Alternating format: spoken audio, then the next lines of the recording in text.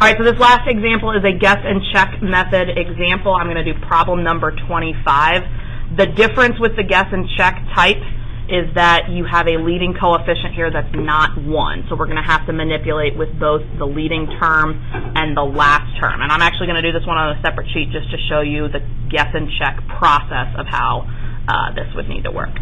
So it's going to set up very similar to the regular trinomials with two binomials that we'll write out there. And we know that to multiply to our x squared, we'll need an x and an x.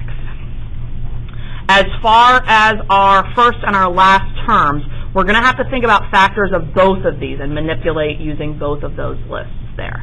So for 3, my factors are just 1 and 3. My factors for 6 would be 1 and 6, and 2 and 3. Well, I have a short list here, so I'm going to go ahead and place those in my binomials with 1 and 3 there. You don't have to write the 1, but you can, and I like to just as I'm moving these things around. For 6 here, I'm going to start by, let's test this first pair with 1 and 6. Now when I'm doing my guess, this is the guess part, now I'm going to check it.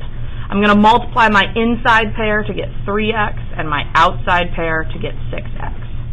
Those I could subtract to get 3x or add to get 9x, but I cannot make 7x up here. So that's not going to be the combination that I want. So let's try something else. 1x and 3x we had so far. Let's try switching them. Let's go 6 and 1. That could get me 18x or 1x. Unfortunately, that's 19 or 17, but not 7. So let's try another combo. 1x, 3x. And let's see, my other options were 2 and 3.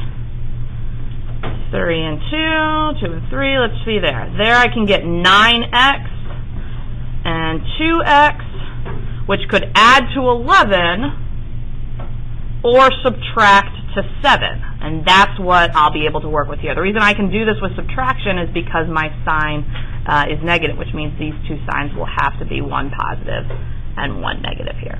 So if I want to get a positive 7x, that means 9 would have to be the positive, 2 would have to be the negative, which means positive 3 times positive 3 would be a positive 9. Positive 1 times a negative 2 would give me that negative 2. So this is going to be the factor pair that's going to work. And I can check it by making sure 1x and 3x gets me 3x squared, 3x and 3x gets me 9x, negative 2x, and that positive 3, negative 2 get me negative 6.